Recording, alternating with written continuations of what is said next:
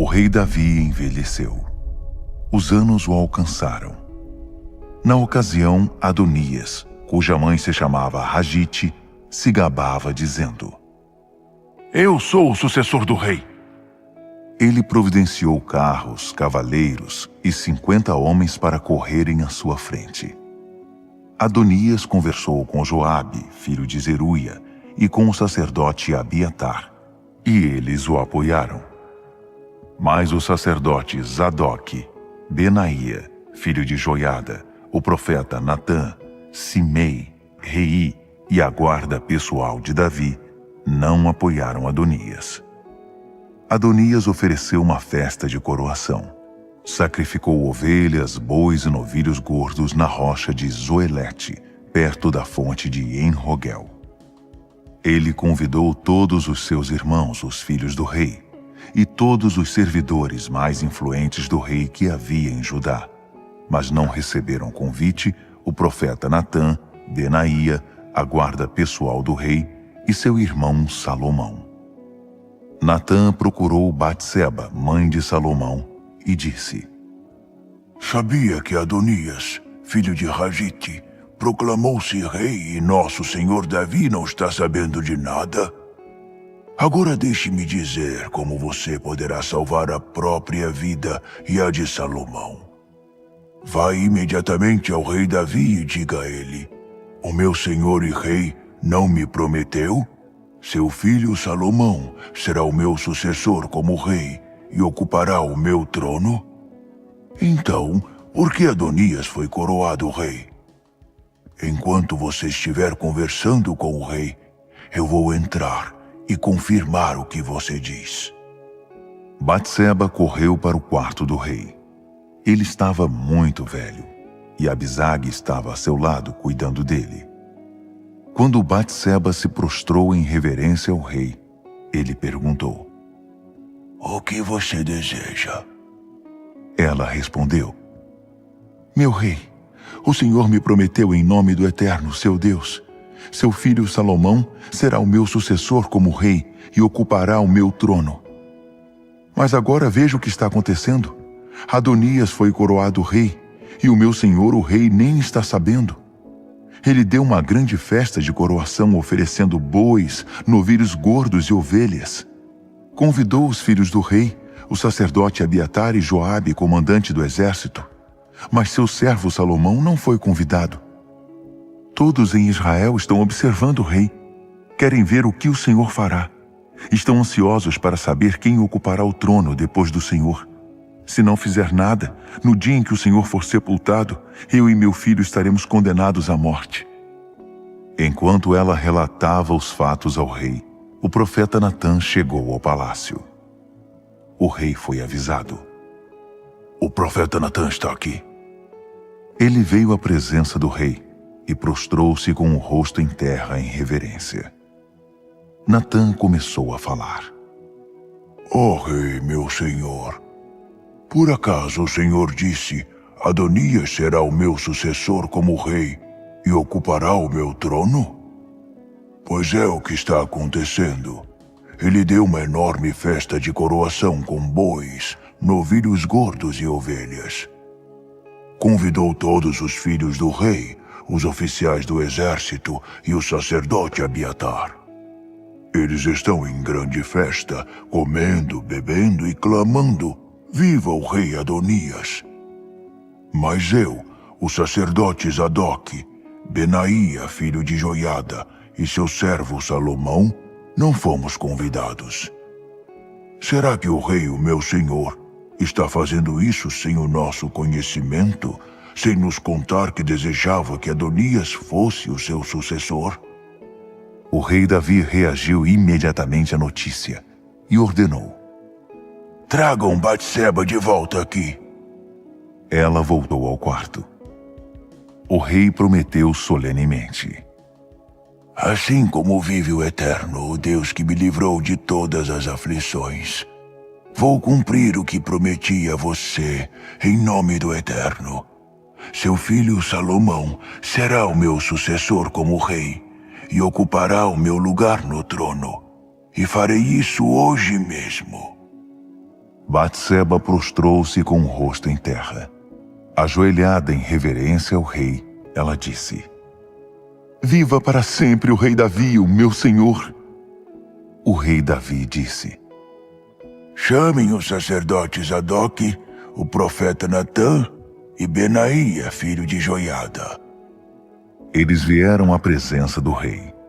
Davi deu a eles as seguintes ordens: Reúnam o pessoal do palácio, ponham meu filho Salomão sobre a mula real e conduzam o cortejo até Giom. Quando chegarem lá, o sacerdote Zadok e o profeta Natã o ungirão rei sobre Israel. Em seguida, soem a trombeta e clamem: Viva para sempre o rei Salomão! Depois, vocês o acompanharão até ele entrar e ocupar o meu trono, tornando-se assim o meu sucessor. Eu o designei rei sobre Israel e sobre Judá. Benaía, filho de Joiada, apoiou o rei, dizendo: Assim seja, que o eterno Deus do meu senhor, o rei, confirme isso. Assim como o eterno esteve com o rei, o meu senhor, assim esteja com Salomão, e que o seu domínio seja ainda maior que o do meu senhor, o rei Davi. O sacerdote Zadok, o profeta Natã, Benaía, filho de Joiada, e a guarda pessoal do rei, os queretitas e os peletitas, desceram, puseram Salomão sobre a mula do rei Davi e o conduziram até Giom. O sacerdote Zadok trouxe um frasco de azeite do santuário e ungiu Salomão. Fizeram tocar as trombetas e todos gritaram: Viva para sempre o rei Salomão! O povo se juntou à celebração, tocando instrumentos e cantando. O chão tremia com barulho. Adonias e todos os seus convidados estavam no fim da sua festa de coroação, quando receberam a notícia. Quando Joabe ouviu o som da trombeta, perguntou: O que está acontecendo? Por que todo esse tumulto? No meio da conversa, Jonatas, filho do sacerdote Abiatar, chegou. Adonias disse: Bem-vindo! Um homem bom e corajoso como você deve trazer boas notícias. Mas Jonatas respondeu: Infelizmente não. O rei Davi acabou de proclamar Salomão rei, e o novo rei tem o apoio do sacerdote Zadok, do profeta Natã, de Benaía, filho de Joiada, e os queretitas e peletitas. Eles puseram Salomão sobre a mula real, o sacerdote Zadok e o profeta Natã o ungiram rei em Giom, e agora a comitiva está subindo, cantando e festejando. A cidade toda está alvoroçada. É isto mesmo que você está ouvindo. Salomão está sentado no trono. Mas não é só isso. Os oficiais do rei foram felicitar o rei Davi, dizendo que Deus torne Salomão ainda mais famoso que o Senhor, e que o governo dele se estenda além do céu. Mesmo na cama, o rei orou a Deus: Bendito seja o Eterno, o Deus de Israel, que providenciou um sucessor para o meu trono e permitiu que eu vivesse para vê-lo. Os convidados de Adonias, apavorados, se dispersaram. Adonias, com medo de Salomão, refugiou-se no santuário e agarrou-se a uma das pontas do altar. Disseram a Salomão: Adonias, com medo do rei Salomão, refugiou-se no santuário e agarrou-se a uma das pontas do altar, dizendo: Não sairei daqui até que o rei Salomão prometa que não vai me matar. Salomão disse: Se ele for um homem de respeito, não cairá sequer um fio de cabelo da sua cabeça. Mas se ele tem mais intenções, será morto. Salomão mandou chamá-lo e o tiraram do altar. Adonias chegou, inclinou-se em respeito diante do rei. Salomão o dispensou: Volte para casa. Perto de sua morte, Davi deu as seguintes instruções a Salomão: Estou prestes a seguir o caminho de toda a terra, mas você seja forte e haja como homem. Faça o que o Eterno disser. Ande no caminho que ele mostrar. Siga à risca as suas instruções. Leve a sério seus ensinamentos e ordenanças, suas instruções de vida, conforme revelou a Moisés, e você será bem-sucedido em tudo o que fizer e aonde quer que você for. O Eterno confirmará o que me prometeu, dizendo: se seus descendentes forem sensatos e absolutamente leais a mim, sempre haverá um sucessor para você sobre o trono de Israel. Não se esqueça do que Joabe, filho de Zeruia, fez aos 2 comandantes do exército de Israel, a Abner, filho de Ner, e a Amasa, filho de Jeter. Ele os assassinou a sangue frio, agindo em tempo de paz como se estivesse na guerra, e desde então ficou manchado com todo esse sangue. Faça com ele o que achar melhor, mas de maneira alguma o deixe escapar. Ele tem de pagar pelo que fez. Mas seja generoso para com os filhos de Barzilai de Gileade. Receba-os com toda a cordialidade. Foi assim que eles me trataram quando eu fugia de seu irmão Absalão. Você também terá de cuidar do caso de Simei, filho de Gera, o benjamita de Baurim, aquele que me amaldiçoou de maneira tão cruel quando eu ia para Maanaim. Quando fui recebido de volta no Jordão, prometi em nome do Eterno que não o mataria. Mas você não deve tratá-lo como se nada tivesse acontecido.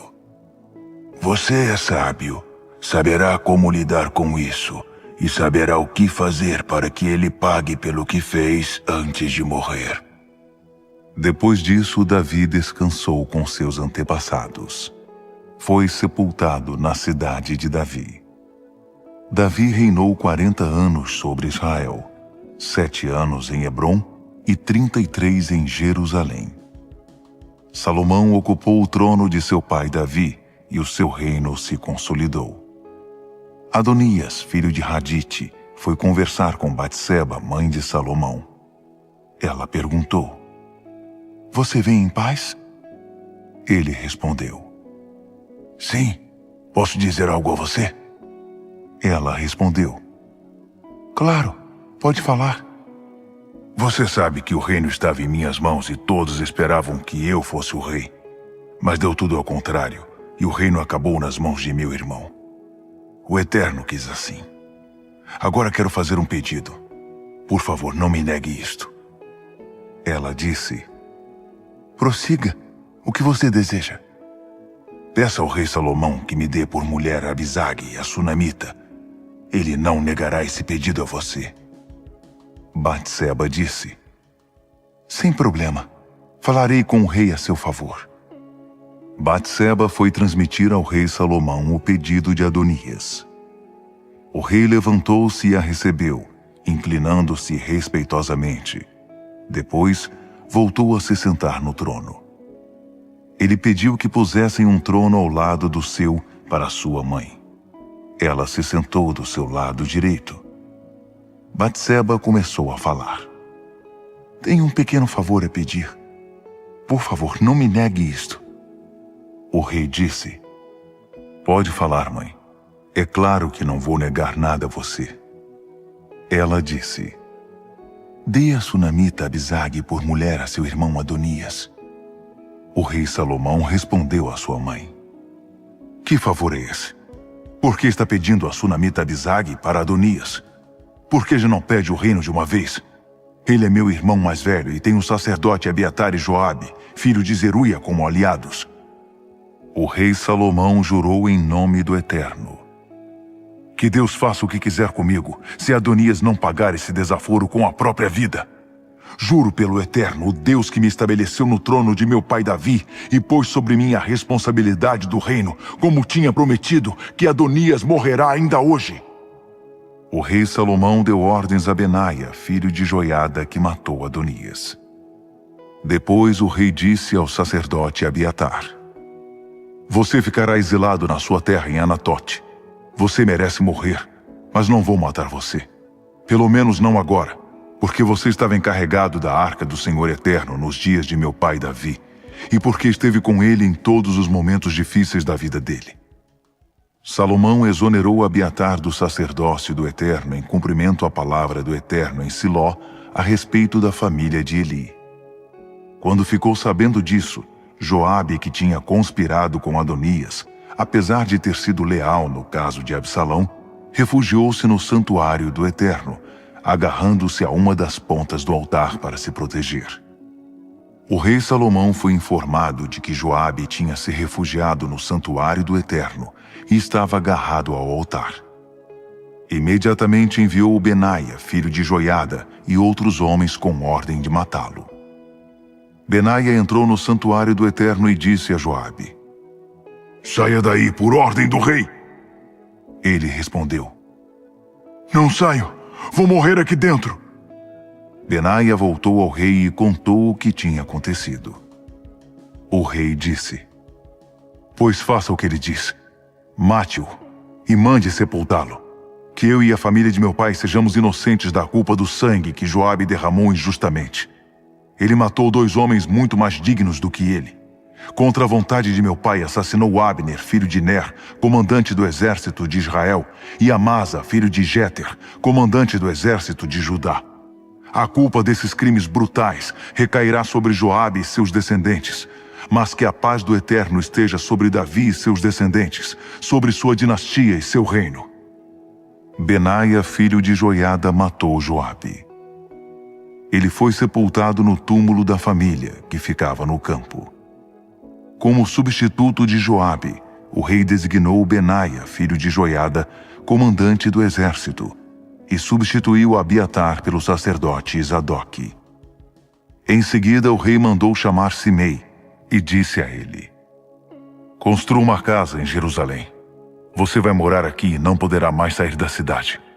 Se ultrapassar o limite do vale do Cedron, estará assinando a sua sentença de morte. Simei respondeu ao rei: Está bem, seu servo fará exatamente o que o meu senhor o rei ordenou. Simei veio morar em Jerusalém. Mas, passados 3 anos, 2 escravos de Simei fugiram para a casa de Aquis, filho de Maaca, rei de Gate. E alguém disse a Simei: Seus escravos estão em Gate. Simei imediatamente selou seu jumento e foi para Gate, à procura dos seus escravos. Depois de encontrá-los, trouxe-os de volta. Salomão foi informado disto. Simei saiu de Jerusalém, foi até Gate e está de volta. O rei mandou chamar Simei e perguntou: Não fiz você prometer em nome do Eterno, e não deixei bem avisado que você não saísse de Jerusalém?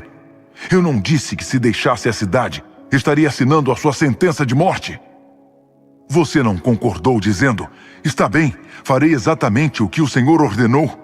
Por que então você não cumpriu a promessa feita em nome do Eterno, de obedecer à minha ordem? Então o rei disse a Simei: No fundo do seu coração, você tem consciência do mal que causou a meu pai Davi. Agora o Eterno fará recair sobre você o mal que você fez. Mas o rei Salomão será abençoado, e o reinado de Davi se consolidará sob a proteção do Eterno. Dito isto, o rei ordenou que Benaia executasse a sentença, e ele matou Simei. O reino se consolidou sob o comando de Salomão. Salomão fez um acordo com o faraó, casando-se com a filha do rei do Egito. Ele a trouxe para a cidade de Davi, até que a construção do palácio real fosse concluída, bem como a do templo do Eterno e a do muro de Jerusalém. Enquanto isso, o povo adorava em santuários locais, porque até então não tinha sido construído um templo ao nome do Eterno. Salomão amava o Eterno e perseverava em viver de acordo com as determinações de seu pai Davi, mas prestava culto nos santuários locais, oferecendo sacrifícios e queimando incenso. O rei foi oferecer sacrifícios em Gibeon, o mais conhecido dos santuários locais. Ele sacrificou ali 1000 ofertas queimadas sobre o altar. Naquela noite em Gibeon, o Eterno apareceu a Salomão num sonho. Deus disse: O que você deseja? Peça o que quiser. Salomão disse: Foste muito generoso para com meu pai Davi, e ele se manteve fiel a ti. Seus relacionamentos eram corretos e justos. Agora continuas demonstrando esse imenso amor, providenciando um sucessor que hoje se assenta no trono dele. Aqui estou. Tu, ó Eterno, meu Deus, fizeste o teu servo reinar no lugar de meu pai Davi. Sou muito jovem e ainda não tenho a experiência necessária para esta tarefa. Mas estou aqui, no meio do povo que escolheste, um povo forte e muito numeroso. Portanto, o meu pedido é este: dá-me um coração compreensivo para conduzir o teu povo, para que eu possa entender bem a diferença entre o bem e o mal. Pois quem poderá por si só dirigir um povo tão grande? O Senhor Deus se agradou do pedido de Salomão e disse a ele: já que não pediu longevidade, riquezas, nem a destruição dos inimigos, mas a capacidade para administrar e governar bem, você terá o que pediu. Vou dar a você um coração sábio e maduro. Nunca houve ninguém igual a você antes, e nunca haverá depois de você. E como bônus, você também terá riqueza e fama, coisas que não pediu. Nenhum rei da terra se igualará a você. Se você não abandonar os meus caminhos e seguir os ensinamentos que seu pai seguiu, você terá uma vida longa. Salomão acordou e pensou: que sonho!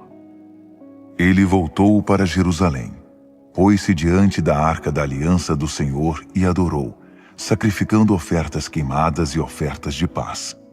Em seguida ofereceu um banquete a todos os que estavam a seu serviço. Um dia, 2 prostitutas compareceram diante do rei. Uma delas disse: meu senhor, esta mulher e eu vivemos na mesma casa. Enquanto estávamos juntas, eu tive um bebê. 3 dias depois, ela também teve um bebê. Não tinha mais ninguém na casa e o bebê desta mulher morreu durante a noite, quando ela, dormindo, deitou sobre a criança. Eu dormia profundamente. Então ela se levantou, pegou o meu filho e o pôs ao seu lado, e depois acomodou o filho morto ao meu lado. Quando acordei de madrugada para amamentar meu filho, estava ali o bebê morto. Mas depois de clarear o dia, percebi que não era o meu bebê. A outra mulher interrompeu: não foi assim. O bebê vivo é meu. O morto é que é seu. A primeira mulher protestou: de jeito nenhum. Seu filho está morto. O meu é que está vivo. E começaram a bater boca diante do rei. O rei disse: o que devemos fazer? Você diz que o filho vivo é seu e o morto é dela. Ela diz que não, que o morto é seu e o vivo é dela. Depois de refletir alguns momentos, o rei ordenou: tragam-me uma espada. E trouxeram a espada para o rei. Ele ordenou: cortem o bebê vivo em 2. Deem metade para uma e metade para outra. A verdadeira mãe do bebê vivo, comovida pelo filho, disse: não, meu senhor. Dê a ela o bebê, mas não o mate. Mas a outra disse: se não posso ficar com ele, você também não ficará. Pode cortar o bebê. O rei deu seu veredito: deem o bebê vivo à primeira mulher. Ninguém matará o bebê. Ela é a verdadeira mãe. A notícia sobre a perspicácia do rei se espalhou por todo Israel. Todos ficaram admirados de sua capacidade de julgar, sabendo que era a sabedoria proveniente do Eterno. O rei Salomão começou bem o seu reinado sobre Israel. Estes eram os principais oficiais de seu governo: o sacerdote Azarias, filho de Zadoque; secretários Eliofere e Aías, filhos de Cisa; historiador Josafá, filho de Ailude; comandante do exército Benaia, filho de Joiada; sacerdotes Zadoque e Abiatar; superintendente dos administradores regionais Azarias, filho de Natã; sacerdote e conselheiro do rei Zabude, filho de Natã; administrador do palácio; Aizar, supervisor dos trabalhos forçados; Adonirão, filho de Abda. Salomão tinha 12 administradores regionais distribuídos em Israel. Eles forneciam mantimento para o rei e sua administração. Cada um era responsável por fornecer o mantimento durante um mês do ano. Estes são os nomes deles: Ben-Hur, nos montes de Efraim; Ben-Dequer, em Macás; Saalbim, Bet-Semes e Elon-Bet-Hanã; Ben-Hesed, em Arubote, Socó e em toda a região de Hefer; Ben-Abinadab, em Nafote-Dor. Ele era casado com Tafate, filha de Salomão. Baaná, filho de Ailude, em Taanaque e em Megido, e em toda a Bet-Seã, perto de Zaretã, abaixo de Jezreel. Desde Bet-Seã até Abel-Meolá, adiante do território de Joquemeão. Ben-Gueder, em Ramote-Gileade, e nas aldeias de Jair, filho de Manassés, em Gileade e na região de Argobe, em Bazã, junto com suas 60 cidades muradas e com trancas de bronze nas portas. Ainadab, filho de Ido, em Maanaim. Aimaas, em Naftali. Ele se casou com Basemate, filha de Salomão. Baná, filho de Husai, em Azer, em Bealote. Josafá, filho de Parua, em Issacar. Simei, filho de Elá, em Benjamim. Geber, filho de Uri, em Gileade, a terra de Seom, rei dos amorreus, e de Og, rei de Bazã. Ele administrava sozinho todo o distrito. A população de Judá e de Israel tinha crescido muito. Era numerosa como a areia da praia. Todas as suas necessidades eram supridas. O povo comia, bebia e estava contente. Salomão dominava sobre todos os reinos, desde o rio Eufrates a leste até o território dos filisteus a oeste, estendendo-se até a fronteira do Egito. Estes reinos pagavam impostos e estiveram sob o domínio de Salomão durante toda a sua vida. O suprimento diário do palácio de Salomão era 30 tonéis de farinha da melhor qualidade, 60 tonéis de farinha comum, 10 novilhos gordos, 20 bois de pasto, 100 ovelhas, veados, gazelas, corças e aves domésticas em grande número. Salomão dominava sobre os reinos e reis a oeste do rio Eufrates, de Tifsa a Gaza. Todo o território estava em paz. Durante a vida de Salomão, todos os habitantes de Israel e Judá, desde Dan ao norte até Berseba ao sul, viviam em segurança e tinham saúde. Todos estavam satisfeitos com o que possuíam. Salomão tinha 40.000 cocheiras para os cavalos que puxavam os carros de guerra e 12.000 cavaleiros. Os administradores regionais, de acordo com o mês designado, entregavam os suprimentos destinados ao rei Salomão e a todos os que eram sustentados pelo palácio. Sempre havia fartura. Eles também levavam ao lugar designado a cota de cevada e de pasto para os cavalos. Deus concedeu a Salomão muita sabedoria, conhecimento profundo e inteligência sem medida. Não havia nada que não estivesse ao alcance de seu intelecto. Sua sabedoria superava em muito a dos sábios do Oriente e sobressaía ao saber do Egito. Ele era mais sábio que qualquer outra pessoa, mais que Etã, o Esraíta, mais que Emã, Calquol e Darda, filhos de Maol. Ele era famoso em todas as nações ao redor. Compôs 3.000 provérbios, e seus cânticos chegaram a 1.005.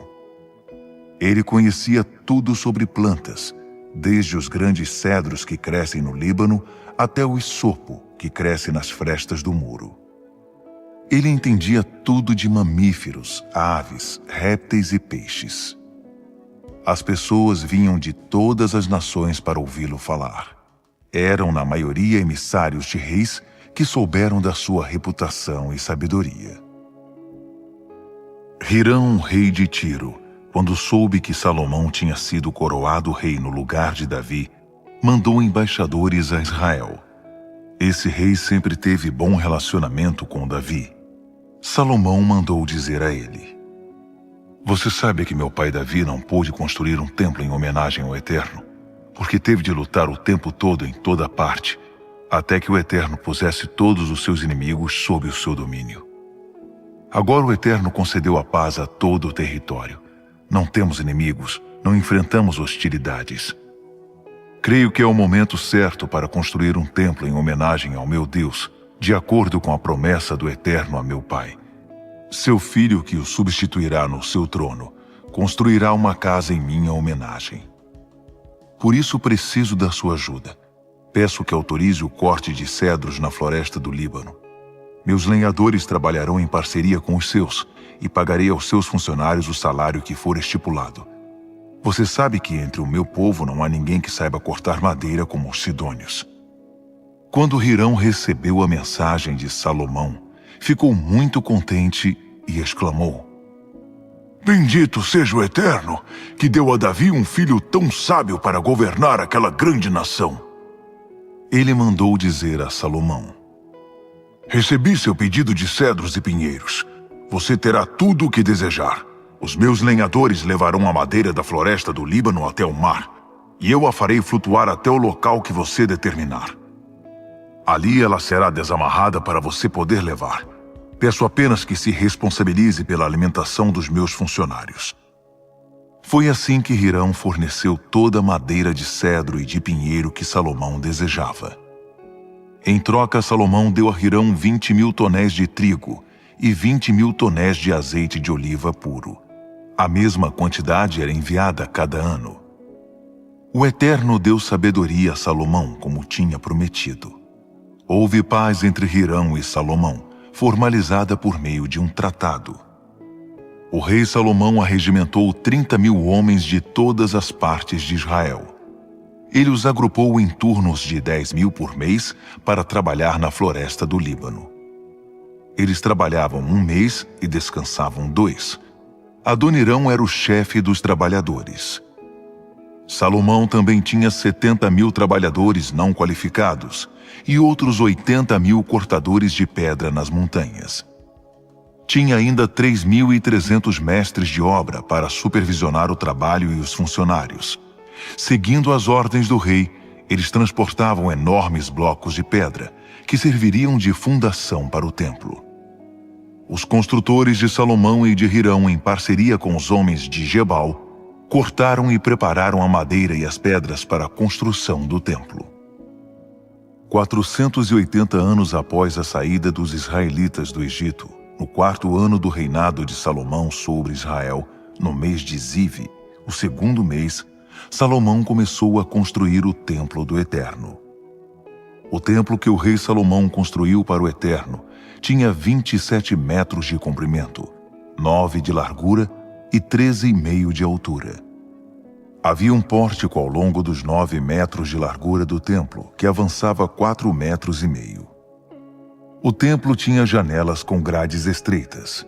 Junto à parede externa, o rei construiu uma estrutura de sustentação que continha diversas salas de pequeno tamanho. O pavimento inferior tinha 2,25 metros de largura. O do meio tinha 2,70 metros de largura. E o terceiro tinha 3,15 metros de largura. Ele fez saliências na parede externa do templo para apoiar as vigas. Os blocos de pedra para a construção do templo foram todos lavrados na pedreira. Por isso não se ouvia no canteiro de obras barulho de martelo, talhadeira ou qualquer outra ferramenta de ferro. A entrada do pavimento inferior ficava do lado sul do templo. Uma escadaria levava para o 2º andar e depois para o 3º. Assim foi feita e concluída a construção. Salomão fez um forro com estrutura de madeira e tábuas de cedro. A estrutura ao longo das paredes externas estava unida ao templo com vigas de cedro, e as salas laterais tinham 2,25 metros de altura. A palavra do Eterno veio a Salomão. Quanto ao templo que você construiu, é importante que você viva de acordo com o que eu determinei e obedeça a tudo o que eu disser, seguindo as minhas instruções com toda atenção e obediência, para que eu cumpra em você a promessa que fiz ao seu pai Davi. Eu, pessoalmente, vou habitar entre os israelitas. Não vou abandonar o meu povo Israel. Salomão construiu e concluiu o templo. Ele fez o acabamento interior, desde o chão até o teto, com tábuas de cedro. O assoalho foi feito com tábuas de pinheiro. Ele separou 9 metros no fundo do templo para fazer o santuário interno, o lugar santíssimo. Revestiu-o com tábuas de cedro do chão ao teto. Como piso, usou tábuas de pinho. Em frente, o santuário principal media 18 metros. Todo o interior do templo era revestido de cedro entalhado com desenhos de frutas e flores. Não se via nenhuma pedra. Tudo foi revestido com madeira. O santuário interior do templo era o local da Arca da Aliança do Eterno. Esse santuário interior tinha 9 metros de altura, 9 de largura e 9 de comprimento. Tudo foi revestido com ouro puro. O altar de cedro também recebeu um revestimento de ouro puro. Todo o interior do templo foi revestido de ouro. Havia correntes de ouro penduradas na frente do santuário interior, nas paredes, no teto, no chão e no altar. Enfim, ouro por toda parte. Ele fez também 2 querubins de madeira de oliveira, com 4,5 metros de altura. Os 2 tinham o mesmo tamanho e as mesmas medidas. As asas abertas mediam 2,25 metros. De uma ponta a outra da asa eram 4,5 metros. Ele pôs os querubins no santuário interior.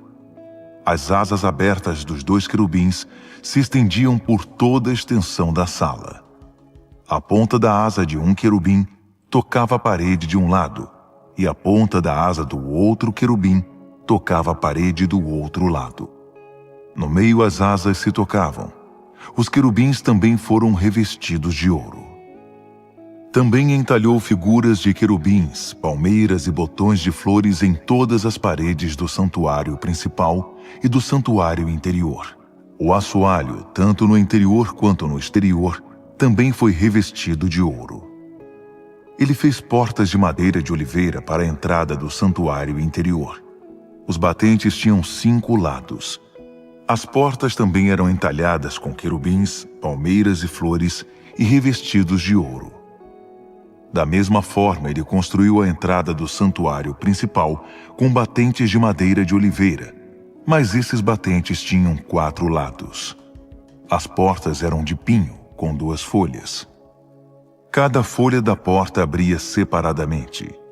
Elas também eram entalhadas com querubins, palmeiras e flores e revestidos de ouro batido. Ele construiu o pátio interno com 3 camadas de pedras lavradas e uma última camada de tábuas de cedro. O alicerce do templo do Eterno foi lançado no 4º ano no mês de Ziv. A construção foi terminada em todos os detalhes, tudo conforme o planejado, no 11º ano, no mês de Bul, o 8º mês. Salomão levou 7 anos para construir o templo. Salomão demorou mais 13 anos para terminar a construção do seu palácio. Ele construiu o palácio da floresta do Líbano com 45 metros de comprimento, 22,5 de largura e 13,5 de altura. Tinha 4 fileiras de colunas de cedro, que sustentavam 45 vigas de cedro, 15 em cada fileira. Por cima estavam cobertas com cedro. Dos 2 lados havia janelas em grupos de 3. As portas eram retangulares e estavam organizadas simetricamente. Construiu um pátio com colunas medindo 22,5 metros de comprimento e 13,5 de largura. Na frente havia outro pátio coberto, e a cobertura se estendia além das colunas. Fez também um salão para audiências, também chamado Salão da Justiça, no qual ele julgava as causas. O salão foi inteiramente revestido de cedro. Construiu seu palácio particular atrás do Salão da Justiça, de maneira muito parecida. Salomão também construiu outro palácio semelhante para a filha do faraó com quem tinha se casado. Ele não economizou. Todas as pedras utilizadas dentro e fora, desde a fundação até o telhado, eram de primeira linha, cortadas, lavradas e polidas com precisão. As pedras da fundação eram enormes, entre 3,60 metros e 4,5 metros. Eram de excelente qualidade. Por cima foram postas as melhores pedras, cortadas sob medida, e vigas de cedro. O grande pátio foi cercado por um muro de 3 camadas de pedras e uma de tábuas de cedro, como no pátio interior do Templo do Eterno. O rei Salomão mandou chamar Hurão de Tiro. A mãe de Hurão era uma viúva da tribo de Naftali. O pai dele era de Tiro e artesão em bronze. Hurão também era um artesão muito hábil. Fazia qualquer trabalho em bronze. Ele veio ajudar Salomão e fez todo o trabalho de bronze. Antes de tudo, fundiu 2 colunas de bronze. Cada uma media 8,10 metros de altura e 5,40 metros de circunferência. Também fundiu 2 capitéis de bronze para a parte de cima das colunas. Cada um deles media 2,25 metros de altura e tinha o formato de lírio. Cada capitel era ornamentado com um conjunto de 7 correntes entrelaçadas e 2 fileiras de 200 romãs, que cobriam os capitéis no alto das colunas. Ele levantou as colunas do pórtico à entrada do templo. A coluna do lado sul, ele deu o nome de Segurança, Jaquim.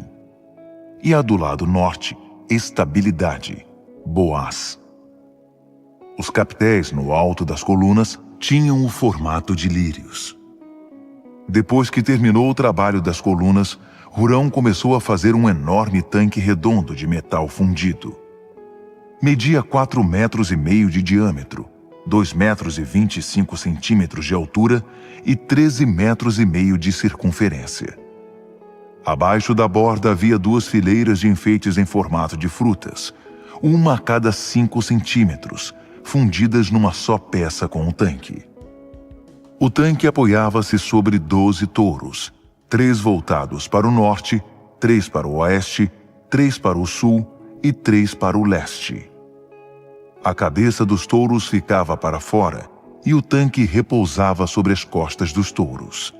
A espessura do tanque era de 4 dedos e a borda tinha acabamento como de um cálice ou como um lírio.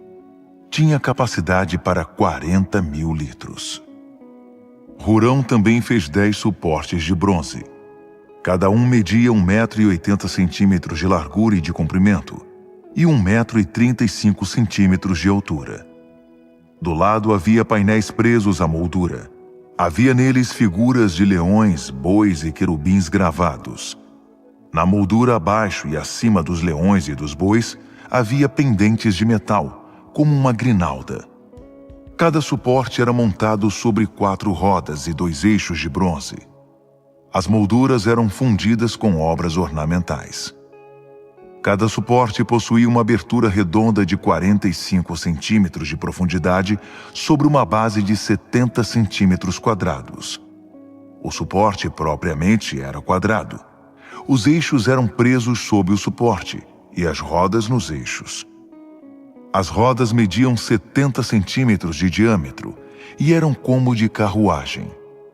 Eram feitas inteiramente de bronze fundido, os eixos, as rodas, os raios e os cubos.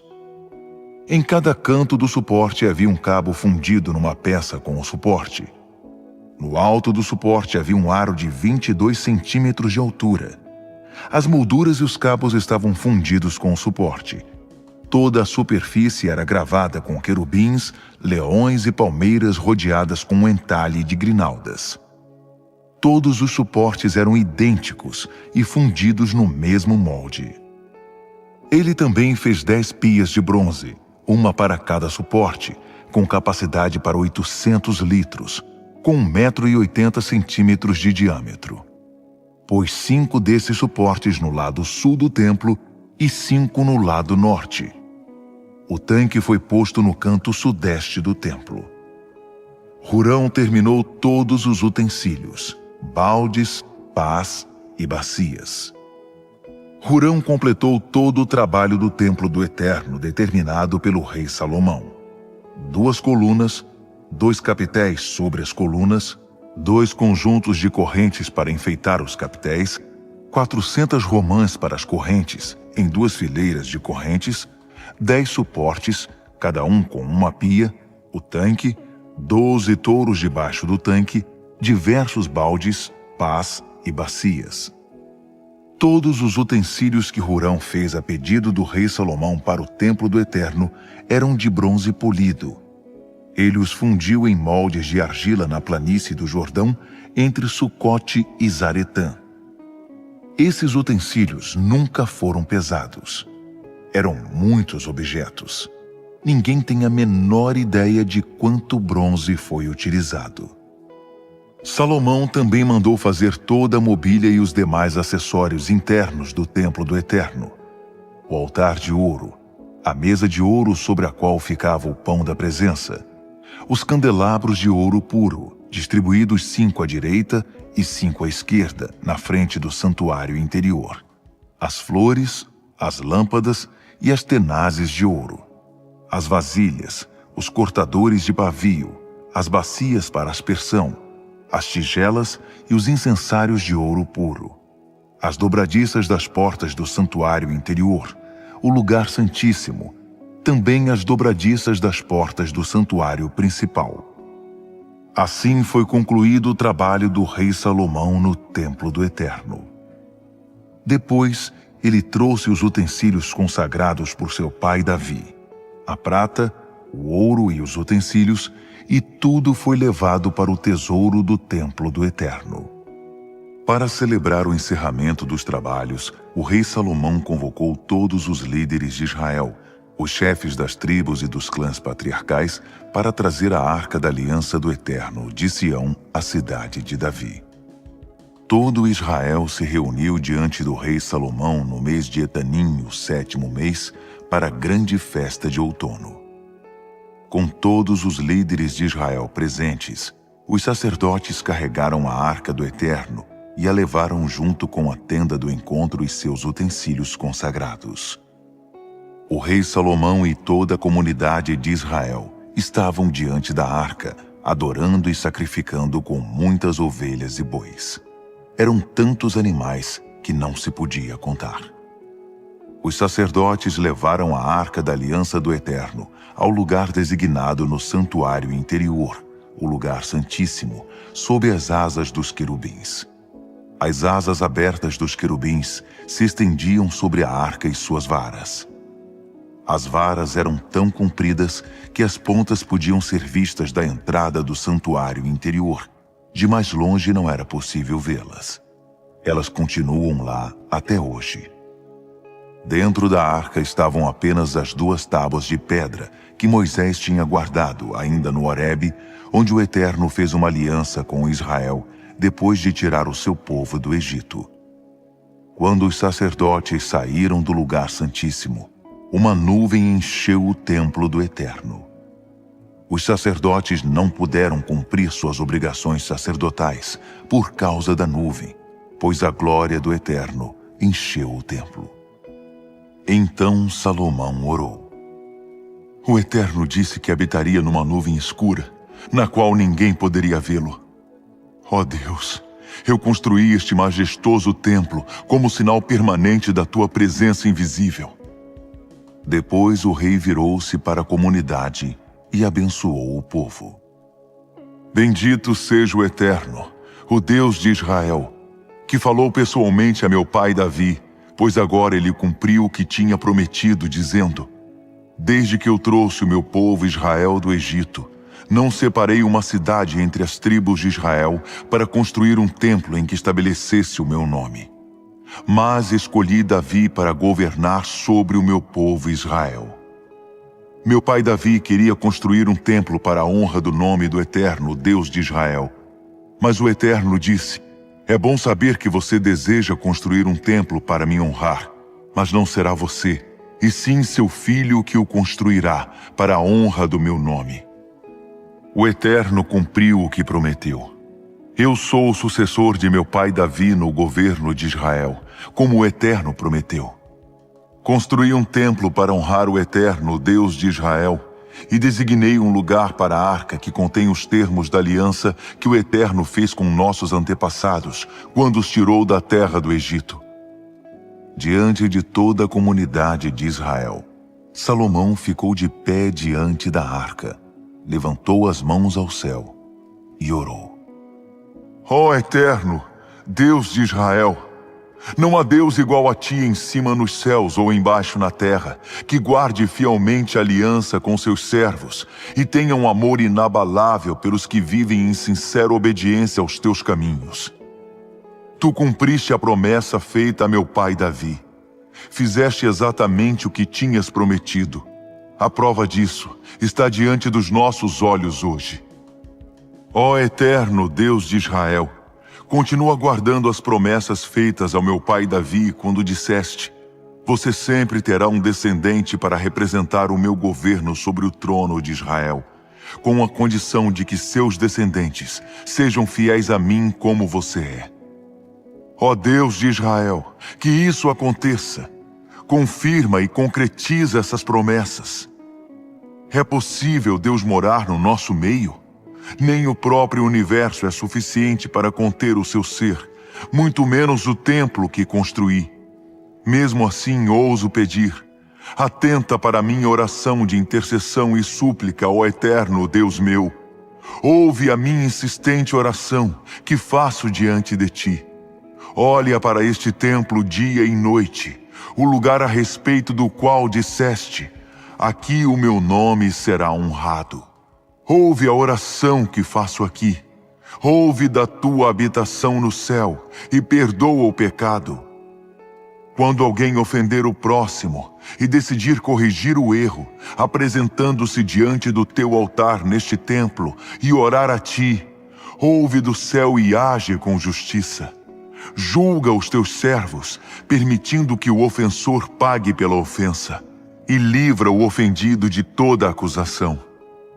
Quando teu povo Israel for derrotado pelo inimigo por ter pecado contra ti e vier te buscar neste templo, reconhecendo o teu domínio com uma súplica fervorosa, ouve da tua habitação no céu, perdoa o pecado do teu povo Israel e traze-o de volta para a terra que deste aos seus antepassados. Quando o céu retiver a água e não houver chuva, porque o teu povo pecou contra ti, e o povo vier aqui para orar, reconhecendo o teu domínio e abandonando os seus pecados por causa do castigo que sofreram, ouve da tua habitação no céu e perdoa o pecado dos teus servos, do teu povo Israel. Depois, renova o teu cuidado para com eles. Ensina-os a viver como se deve. Envia chuva sobre a terra que deste ao teu povo como herança. Quando ocorrerem calamidades, fomes, catástrofes, fracasso ou doença na lavoura, invasão de gafanhotos e larvas, ou quando um inimigo os atacar, toda oração que qualquer pessoa do teu povo Israel fizer, reconhecendo as consequências do seu erro, e estender as mãos na direção deste templo, suplicando a tua ajuda, ouve da tua habitação no céu. Perdoa e age. Dá a cada um o que ele merece, pois conheces o coração de cada um. Só tu conheces o coração humano, para que possa viver diante de ti em constante reverência e obediência nesta terra que deste aos nossos antepassados. Não te esqueças do estrangeiro que não faz parte do teu povo Israel, mas veio de um país longínquo por causa da tua fama. Pessoas de todos os povos virão para cá, por causa do teu grande nome, por causa das maravilhas do teu poder, pessoas que virão orar neste templo. Ouve da tua habitação no céu. Atende a oração do estrangeiro, para que os povos em todo o mundo saibam quem és e vivam em reverente obediência diante de ti, como o teu povo Israel. Para que saibam que tu, e ninguém mais, fazes deste templo que construí o que ele é.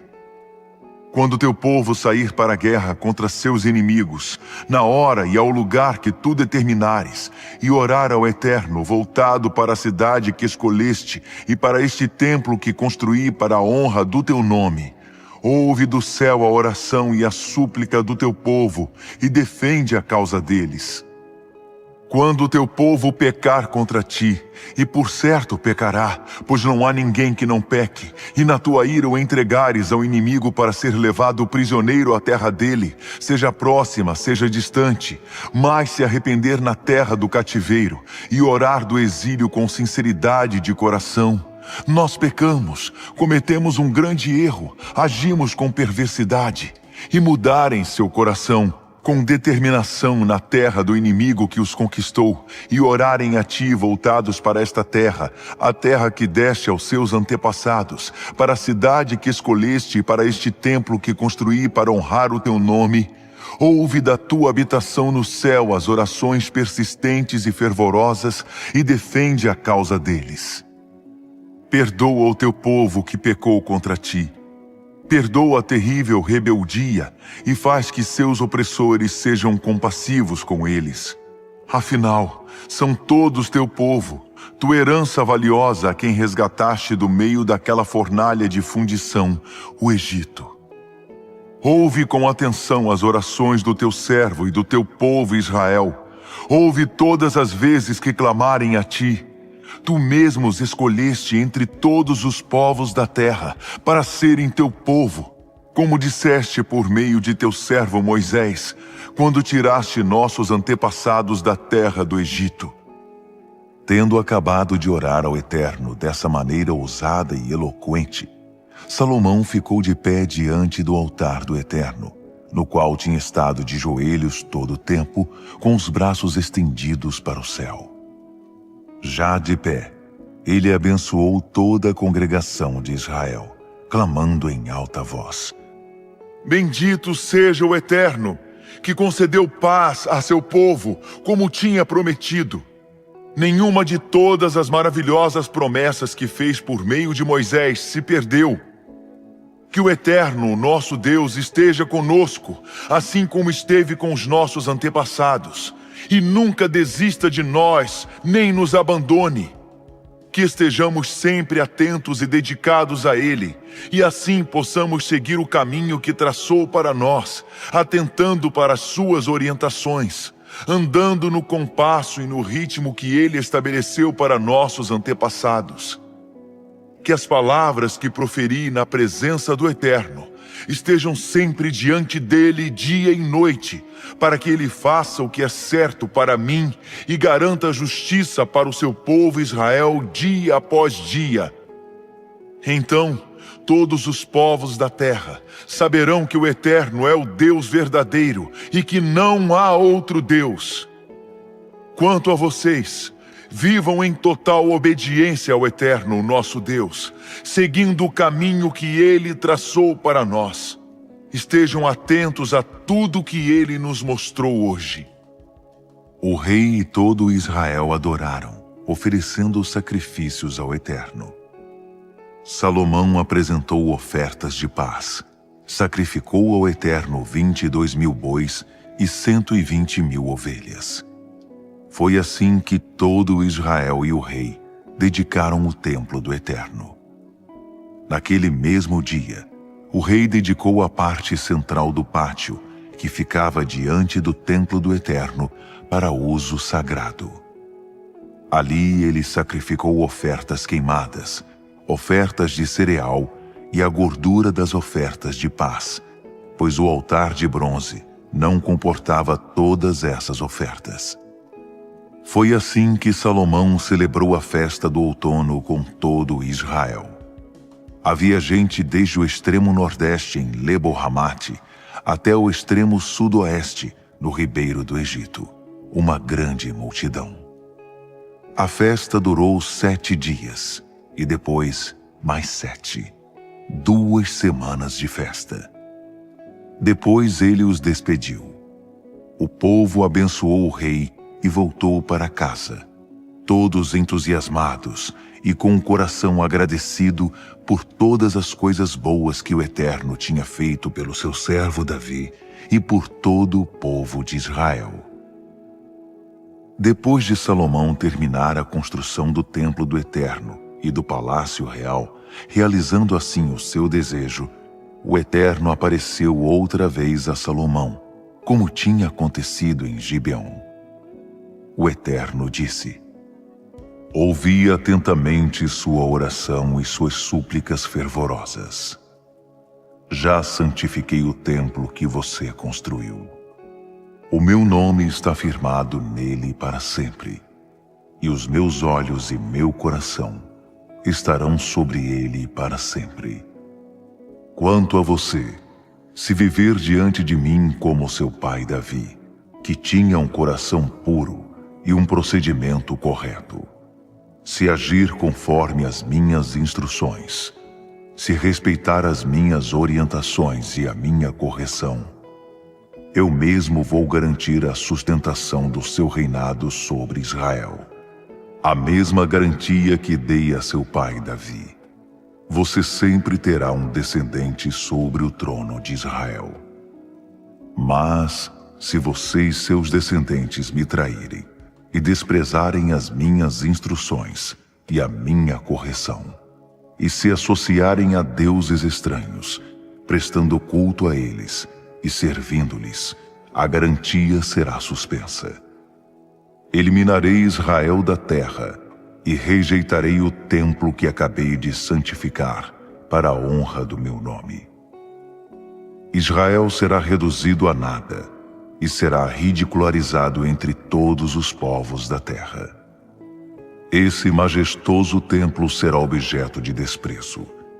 Pessoas estranhas passarão por ele balançando a cabeça e dizendo: o que aconteceu aqui? Por que ele está em ruínas? E alguém dirá: o povo que vivia aqui traiu o Eterno, seu Deus, que tirou seus antepassados do Egito. Eles se associaram a deuses estranhos, adoraram e serviram a outros deuses. Foi isso que aconteceu. O Eterno permitiu essa destruição. Depois de 20 anos de construção do templo do Eterno e do palácio real, Salomão deu de presente ao rei Hirão de Tiro, como retribuição, 20 cidades do distrito da Galileia. Hirão tinha fornecido todo o cedro, pinho e ouro que Salomão tinha desejado. Hirão saiu de Tiro para conhecer as cidades, mas não gostou do que viu. Ele disse: Que presente é esse, meu amigo? Que cidades mais inúteis! Até hoje o povo se refere assim àquelas cidades. Essa foi a única recompensa que Hirão recebeu de Salomão pelos 4.200 quilos de ouro que forneceu.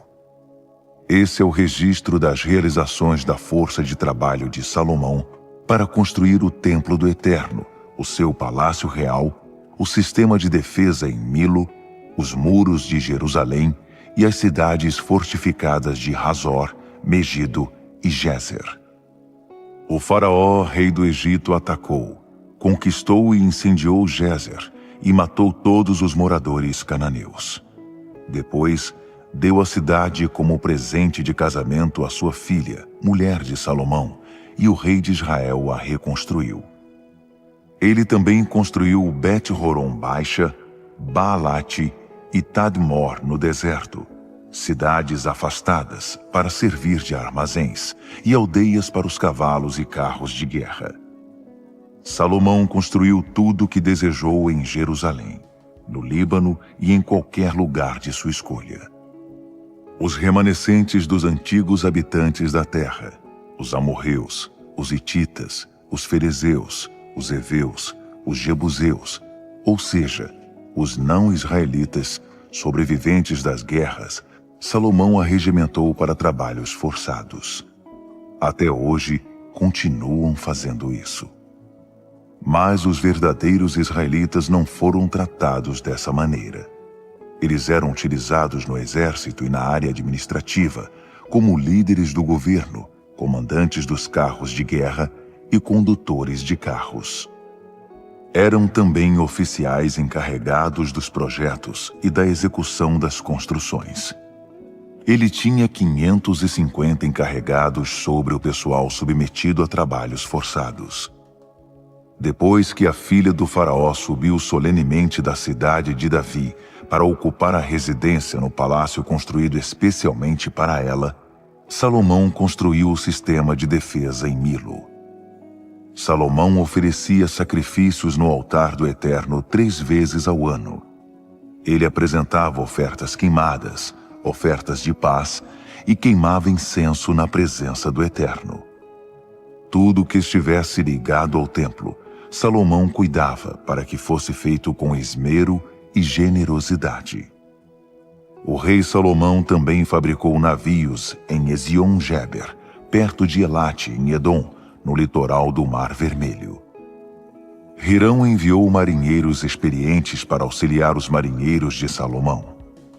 Eles foram até Ofir, de onde trouxeram 16 toneladas de ouro para Salomão. A rainha de Sabá ficou sabendo da fama de Salomão por causa do nome do Eterno. Ela veio testá-lo com perguntas difíceis. Chegou a Jerusalém em grande estilo, trazendo uma comitiva e camelos carregados de especiarias e grande quantidade de ouro e pedras preciosas. Na audiência com Salomão, ela falou a respeito de tudo que era do seu interesse, abrindo o coração diante dele. Salomão respondeu a todas as suas dúvidas, sem demonstrar embaraço em nenhum momento. Depois que a rainha de Sabá ouviu de primeira mão a sabedoria de Salomão e viu com os próprios olhos o palácio dele, a comida que era servida, as acomodações dos altos funcionários da corte, a roupa impecável dos criados, a exuberância dos cristais e a generosa oferta sacrificada no templo do Eterno, ela ficou abismada. Ela disse ao rei: "Tudo o que ouvi a seu respeito é verdade. A reputação de suas realizações e de sua sabedoria em meu país se confirmou. Eu não teria acreditado se eu mesma não tivesse visto. Não foi exagero o que eu vi. Sabedoria e elegância muito além do que eu poderia imaginar. Felizes os homens e mulheres que trabalham para você, pois tenho o privilégio de estar perto de você todos os dias e ouvir suas sábias palavras. Bendito seja o Eterno, seu Deus, que se agradou de você e o constituiu rei. Sem dúvida, o amor do Eterno para com Israel está por trás disso tudo. Ele o constituiu rei para manter a ordem e a justiça." Ela deu de presente ao rei mais de 4 toneladas de ouro e grande quantidade de especiarias e pedras preciosas. Nunca se viu tantas especiarias juntas quanto as que a rainha de Sabá trouxe para Salomão. Os navios de Hirão também importavam ouro de Ofir e grandes quantidades de madeira de sândalo e pedras preciosas. Da madeira de sândalo, o rei fez os corrimãos do templo do Eterno e do palácio real. Também a utilizou para fabricar harpas e liras para os músicos. Nunca mais foi recebida uma carga de madeira de sândalo como aquela. Salomão, em troca, deu à rainha de Sabá tudo o que ela desejou e pediu, além dos generosos presentes que ela já tinha recebido dele. Satisfeita com o que viu, ela voltou para seu país com sua comitiva. Salomão recebia todos os anos 25 toneladas de ouro, sem contar o que recebia de impostos e de lucro do comércio com mercadores e diversos reis e governadores. O rei Salomão mandou fazer 200 escudos grandes de ouro batido. Cada escudo pesava 3,6 kg. Fez também 300 escudos menores, de 1,8 kg de ouro batido cada um.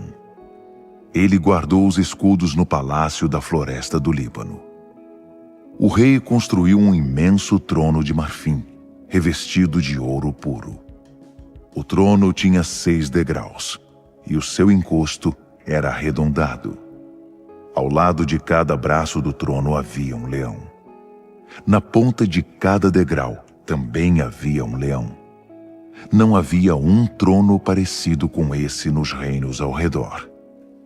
Todas as taças do rei Salomão eram feitas de ouro puro, assim como todos os utensílios do palácio da floresta do Líbano.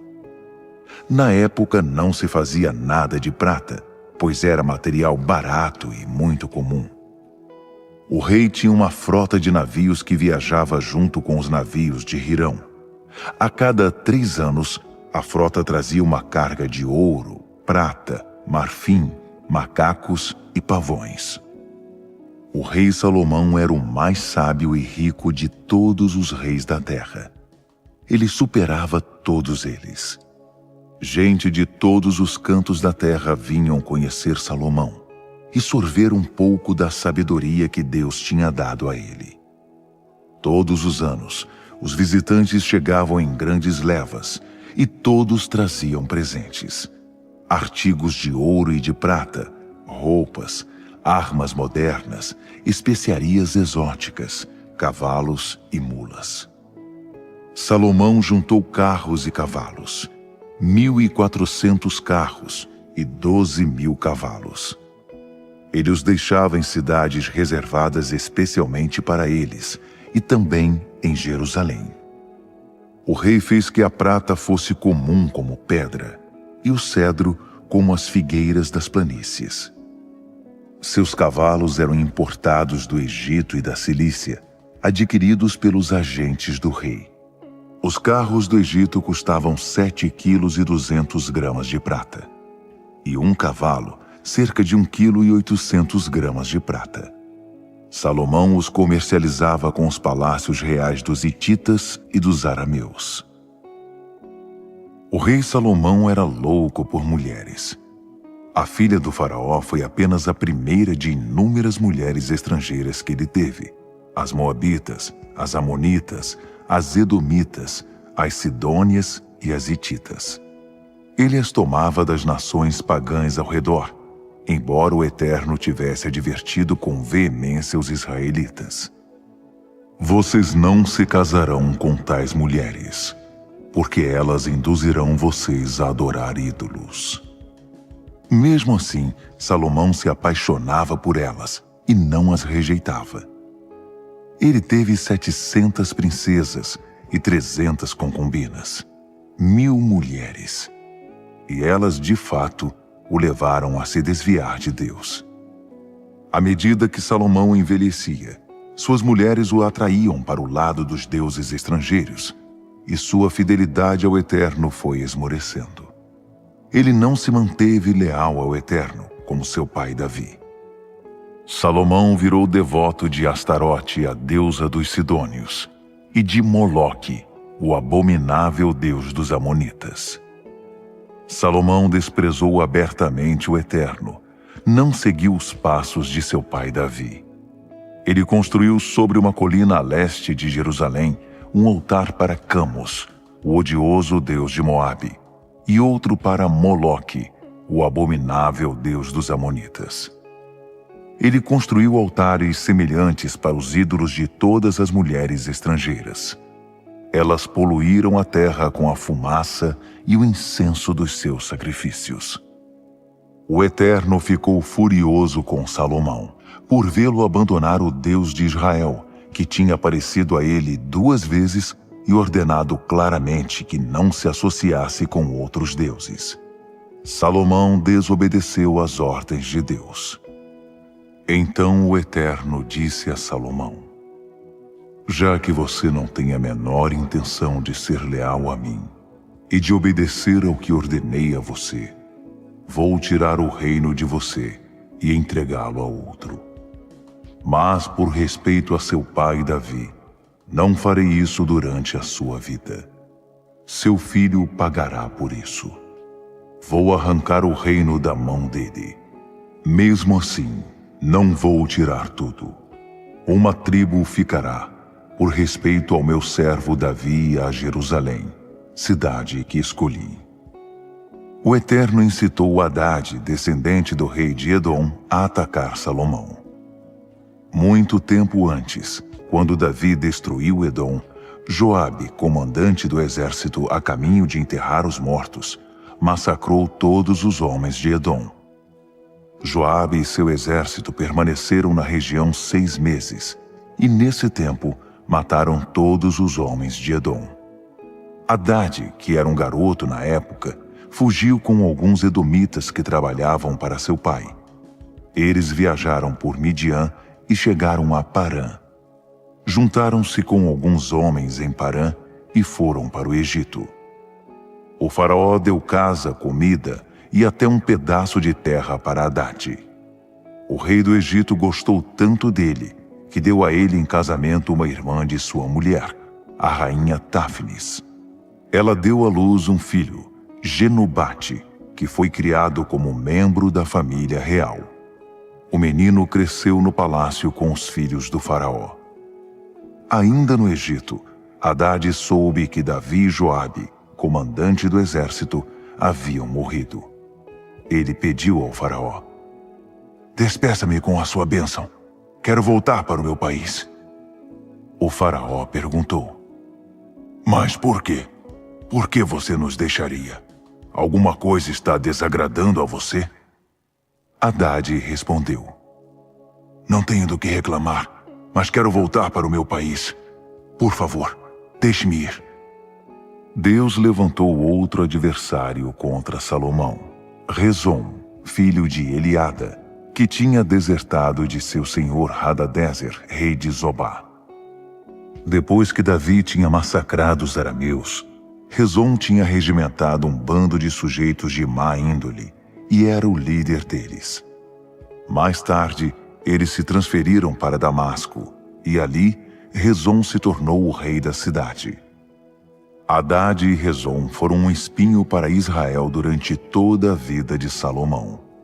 Hadade foi rei da Síria e odiava Israel. A última gota foi Jeroboão, filho de Nebate, que se rebelou contra o rei. Ele era efraimita de Zeredá e sua mãe era uma viúva chamada Zerua. Ele trabalhava na administração do governo de Salomão. Ele se rebelou porque Salomão construiu uma defesa, o Milo, e restaurou as fortificações destruídas da época de seu pai Davi. Jeroboão era competente e hábil na área da construção. Quando Salomão viu que ele era um trabalhador dedicado, encarregou-o do trabalho forçado na tribo de José. Certo dia, Jeroboão saía de Jerusalém e encontrou Aías, o profeta de Siló, que vestia uma capa nova. Os dois estavam sozinhos naquele lugar deserto da estrada, e Aías tirou a capa e cortou-a em 12 pedaços. Ele disse a Jeroboão: "Fique com estes 10 pedaços, pois a ordem do Eterno, o Deus de Israel, é esta. Veja o que estou fazendo. Estou arrancando o reino das mãos de Salomão e dando a você 10 tribos. Por respeito a meu servo Davi e a Jerusalém, a cidade que escolhi, ele ficará com uma tribo. O motivo é que ele me abandonou e foi servir a Astarote, deusa dos Sidônios, Camus, deus dos Moabitas, e Moloque, deus dos Amonitas. Ele não segue mais as minhas orientações, ignora a minha vontade, não segue as minhas instruções e desobedece às minhas ordens. É bem diferente de seu pai. Apesar disso, não vou tirar todo o reino das mãos dele. Serei leal a ele durante toda a sua vida, por causa do meu servo Davi, a quem escolhi e quem seguiu as minhas instruções e obedeceu às minhas ordens. Mas vou tirar o reino do controle do filho dele, e 10 tribos serão entregues a você. Deixarei uma tribo com o filho dele como testemunha a favor do meu servo Davi em Jerusalém, a cidade que escolhi como memorial do meu nome. Mas você terá o comando do restante. Domine conforme o desejo do seu coração. Você será o rei de Israel. Se me ouvir, viver de acordo com as minhas orientações e fizer o que me agrada, seguindo as minhas instruções e obedecendo as minhas ordens como fez o meu servo Davi, serei leal a você, não importa o que acontecer. Seu reino será tão sólido quanto o que estabeleci para Davi. Israel será seu. Estou provocando dor e tristeza aos descendentes de Davi, mas essa aprovação não será para sempre. Salomão decretou a morte de Jeroboão, mas ele fugiu para o Egito e obteve asilo com o rei Sisaque. Ele permaneceu no exílio até a morte de Salomão. O restante da vida e do reinado de Salomão, suas obras e sua sabedoria, está tudo registrado nas crônicas de Salomão.